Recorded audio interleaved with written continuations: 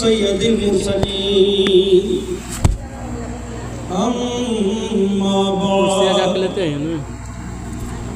فاعوذ باللہ من الشیطان الرجیم بسم اللہ الرحمن الرحیم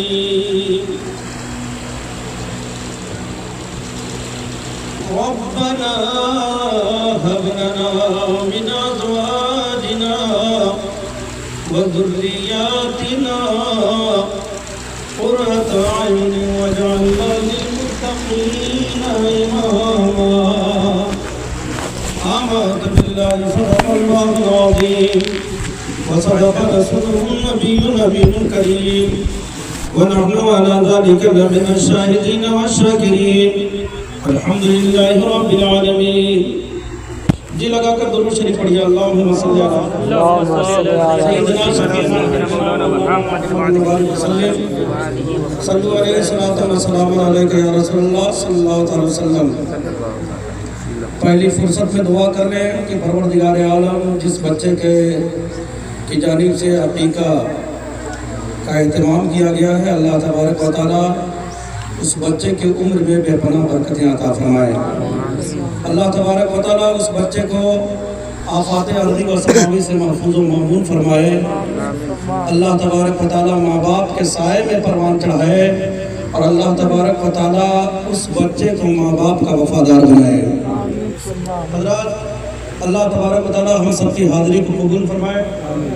بڑی اچھی نعت خوانی آپ نے بھی شاعر اہل سنت سے سماعت کیا اور حافظ اکرم صاحب سے سماعت کیا اور دیگر علماء کرام سے بھی سماعت کیا. اور ایک تقریر پہلی مرتبہ حضرت کا کہنا یہ ہے کہ اس محلے میں پہلی تقریر ہماری میلاد شریف میں پہلا پروگرام ہوا ہے جس میں میری پہلی تقریر ہوئی، لیکن الحمدللہ یہ جامع گفتگو ہوئی اور الحمدللہ حضرت کا خطاب ہوا، ایک مقررانہ انداز میں ان کا خطاب ہوا. اللہ تبارک و تعالی حضرت کے علم میں عمل میں بے پناہ برکتیں عطا فرمائے. چلیے الحمدللہ بڑی اچھی گفتگو سے شروعات ہوئی ہے آپ کی اور آگے بھی انشاءاللہ تبارک و تعالی آپ کی گفتگو ہوتی رہے گی. اور میں کوئی نیا چہرہ نہیں ہوں، میں آپ لوگوں کے سامنے بہت پرانا اور بہت لیکن یہاں سے جانے کے بعد بھی بارہا آپ سے ملاقات ہوتی رہتی ہے. حضرات، حاضر ہو گیا ہوں، عادت ہے گنگنانے کی، اس لیے 2-3 اشعار میں آپ کے حوالے نظر کر رہا ہوں. پھر 5 منٹ کی گفتگو سماعت کر لیں، اس کے بعد اس پروگرام کا اختتام کر دیا جائے گا. جی لگا کر ایک مرتبہ اور درود شریف پڑھیے. اللہم صلی علی سیدنا شفیعنا حبیبنا مولانا محمد وبارک وسلم. صلو علیہ السلام علیکہ یا رسول اللہ صلی اللہ علیہ وسلم. ایک یہی سہارا ہے، ایک یہی سہارا ہے، دور رہ کے جینے کا. اللہ کر بندگی سبحان اللہ. نعت محبت سے پڑھی بھی جاتی ہے، نعت محبت سے سنی بھی جاتی ہے. ذرا سماعت کریں. ایک یہی سہارا ہے، دور رہ کے جینے کا، یا رسول اللہ یا حبیب اللہ. ایک یہی سہارا ہے، دور رہ کے جینے کا. ایک یہی سہارا ہے، دور رہ کے جینے کا، دور رہ کے جینے کا. بات کر مدینے کی، بات کر مدینے کی، ذکر کر مدینے کا. بات کر مدینے کی، ذکر کر مدینے کا. ایک یہی سہارا ہے دور رہ کے جینے کا. کیا کہنے واہ. ایک شعر آپ کے حوالے کر رہا ہوں, سماعت فرمائیں.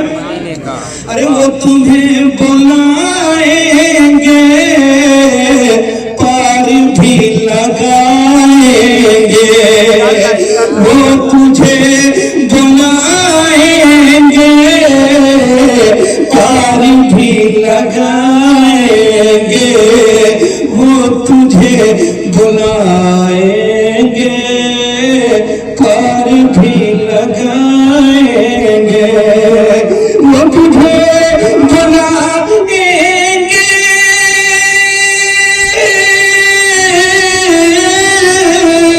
پار بھی لگائیں گے, اج پار بھی لگائیں گے.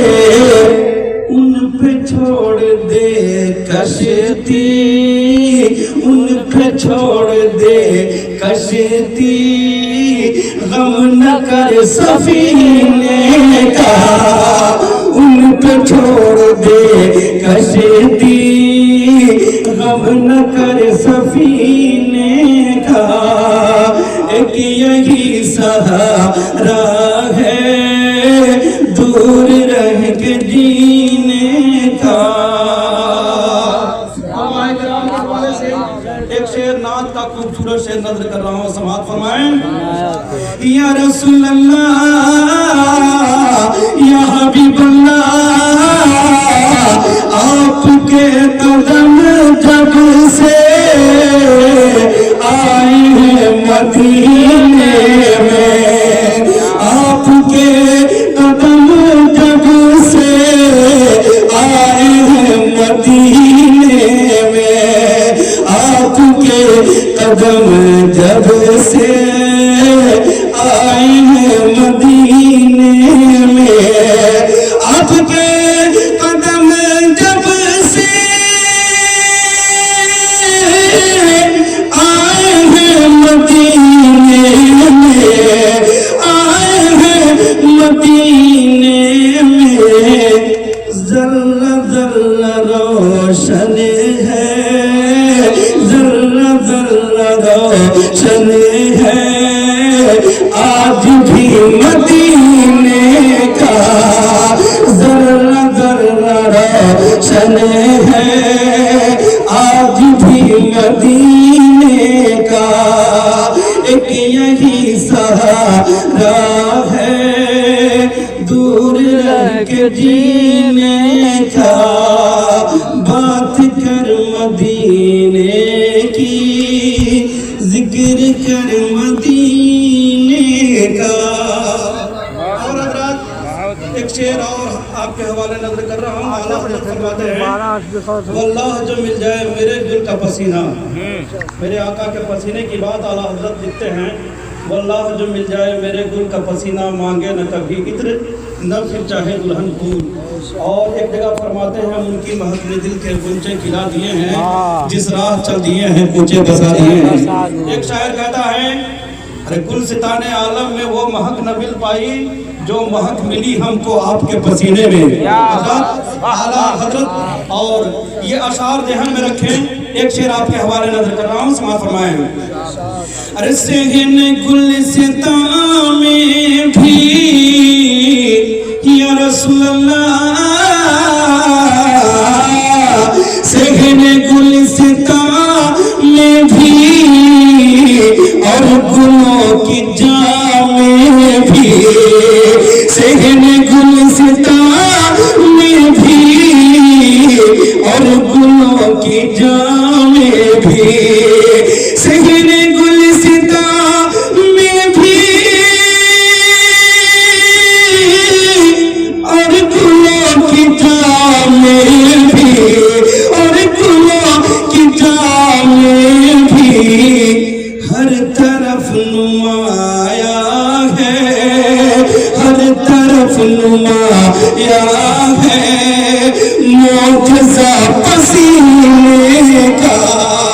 ہر طرف نمایا ہے معجزہ سینے کا بات کر مدینے کی ذکر کر مدینے کا آخری شعر آپ کے حوالے نظر کر رہا ہوں سماعت فرمائیں حضرات محبت سے بول دیجئے سبحان اللہ سبحان اللہ سبحان اللہ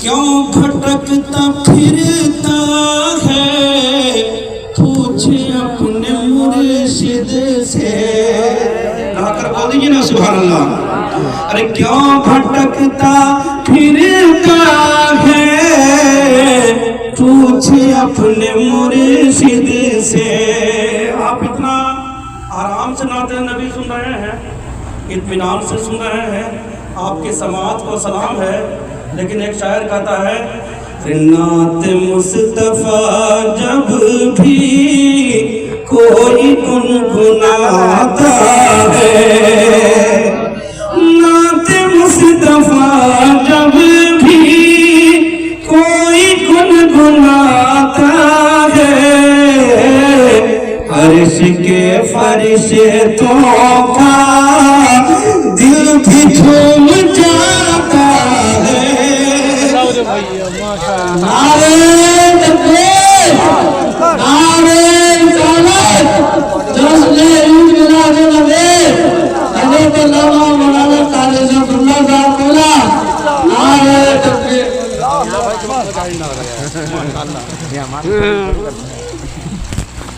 عرش کے فرشتوں کا دل بھی جھوم جاتا ہے آپ بھی جھوم جائیے بول دیجئے سبحان اللہ ارے کیوں بھٹکتا پھرتا ہے پوچھے اپنے مرشد سے کیوں بھٹکتا پھرتا ہے پوچھے اپنے مرشد سے اج پوچھے اپنے مرشد سے وہ تجھے بتائیں گے وہ تجھے بتائیں گے راستہ مدینے کا تجھے بتائیں گے راستہ مدینے کا ایک یہی سہارا ہے دور رہ کے جینے کا بات کر مدینے کی ذکر کر مدینے کا ذکر کر مدینے کا درود شریف پڑھیے اللہم صلی علی سیدنا شفیعنا حبیبنا مولانا محمد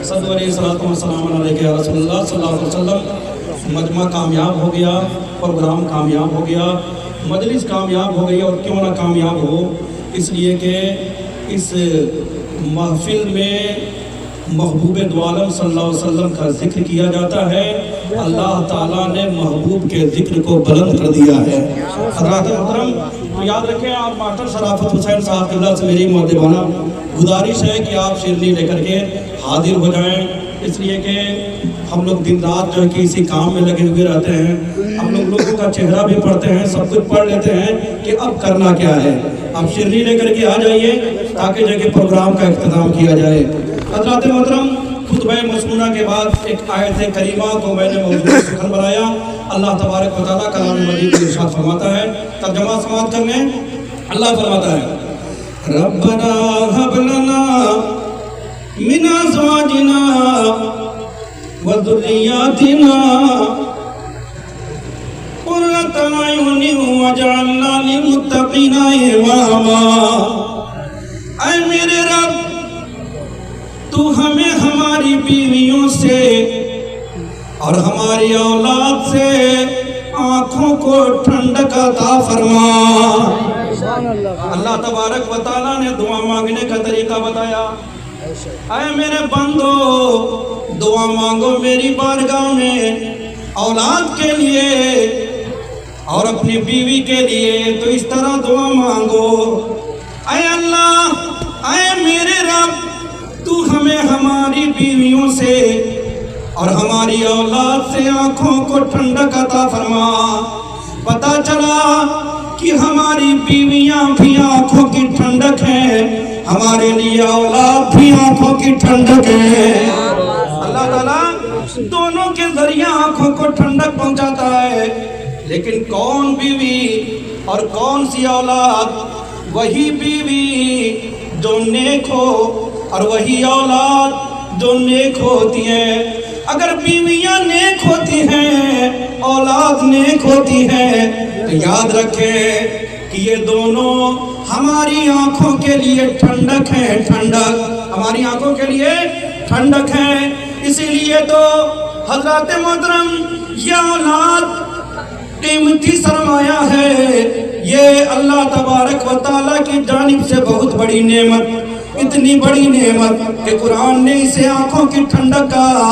کتنی بڑی نعمت ہے اولاد، ان سے پوچھئے جن کے یہاں اولاد نہیں ہے، اور جن کے گھر میں کوئی کھیلنے والا نہیں ہے، جن کے گھر میں کوئی چراغ جلانے والا نہیں ہے۔ اولاد کتنی بڑی نعمت، اتنی بڑی نعمت کی اولاد نہ ملے تو آدمی پوری دنیا کی دولت خرچ کر جاتا ہے اولاد کے لیے، لیکن حضرات اولاد ملنے کے بعد انسان کو چاہیے کہ اتنی بڑی دولت ہے، اتنی بڑی نعمت ہے، اولاد بہت قیمتی ہے، تو جو چیز قیمتی ہوتی ہے اس کی حفاظت بھی اتنی ہی ہونی چاہیے۔ اور یہ سبحان اللہ، ارے ہماری اولاد ہیرے سے بھی زیادہ قیمتی ہے۔ ہم ہیرا کی حفاظت کیوں کرتے ہیں؟ اس لیے کہ وہ قیمتی ہے۔ ہم سونے کی حفاظت کیوں کرتے ہیں؟ اس لیے کہ وہ قیمتی ہے۔ ہم زیورات کی حفاظت کیوں کرتے ہیں؟ اس لیے کہ وہ قیمتی ہے۔ اے اجری والوں سنو، اولاد ہیرے سے بھی زیادہ قیمتی ہے، سونے سے بھی زیادہ قیمتی ہے، اور دنیا کی دولت سے بھی زیادہ قیمتی ہے، تو اس کی حفاظت بھی اتنی ہی ہونی چاہیے۔ حفاظت ہونی چاہیے، جب قیمتی ہے تو حفاظت ہونی چاہیے۔ شروع ہم لوگ اولاد پر نظر رکھتے ہیں، لیکن جیسے ہی بچہ بڑھنے لگتا ہے ہم لوگ چھوڑ دیتے ہیں اور اس کی تربیت نہیں کرتے، اچھی تربیت نہیں کرتے، جس کا نتیجہ یہ ہوتا ہے کہ اولاد ہماری نافرمان ہو جاتی ہے۔ اولاد بہت بڑی نعمت، اتنی بڑی نعمت کہ اللہ کے جلیل القدر پیغمبروں نے بھی اولاد کے لیے دعا مانگی ہے۔ سبحان اللہ، اولاد کے لیے دعا مانگی۔ ابھی حضرت ابراہیم علیہ السلام کے بارے میں آپ سماعت کر رہے تھے۔ حضرت ابراہیم علیہ السلام وہ ہیں جنہوں نے 90 برس کی عمر میں دعا مانگی، رب حب لی من الصالحین، اے اللہ مجھے نیک بیٹا عطا فرما۔ حضرت ابراہیم علیہ السلام نے کیا مانگا؟ نیک بیٹا عطا فرما۔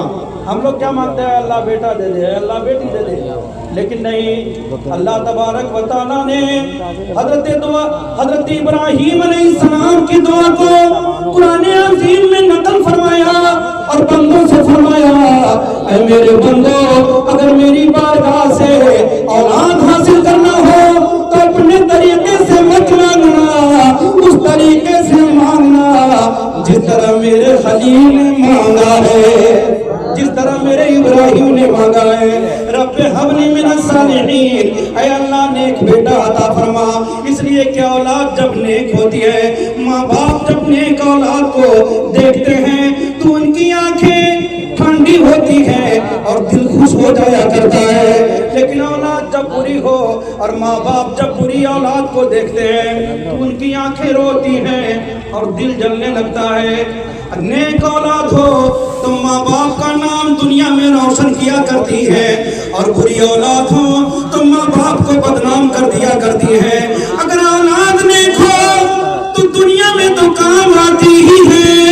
میرے حضور فرماتے ہیں نیک اولاد وفات کے بعد بھی ماں باپ کے لیے مغفرت کا ذریعہ بنا کرتی ہے، مغفرت کا ذریعہ بنا کرتی ہے۔ تو دعا کرو کہ اللہ اگر اولاد دے تو نیک اولاد عطا فرمائے، نیک اولاد قرآن کی تلاوت کرے گی، نیک اولاد شریعت متحدہ پر زندگی گزارے گی، نیک اولاد جب شریعت کے دائرے میں زندگی گزارے گی تو ماں باپ کا نافرمان نہیں ہوگی، بلکہ پوری زندگی نیک اولاد ماں باپ کا وفادار بنتی ہوئی نظر آئے گی۔ تو اللہ تبارک و تعالی ہم سب کی اولاد کو نیک بخت بنائے اور ہمیں ہمارے آنکھوں کو ہماری بیویوں سے، ہماری اولاد سے آنکھوں کو ٹھنڈا عطا فرمائے۔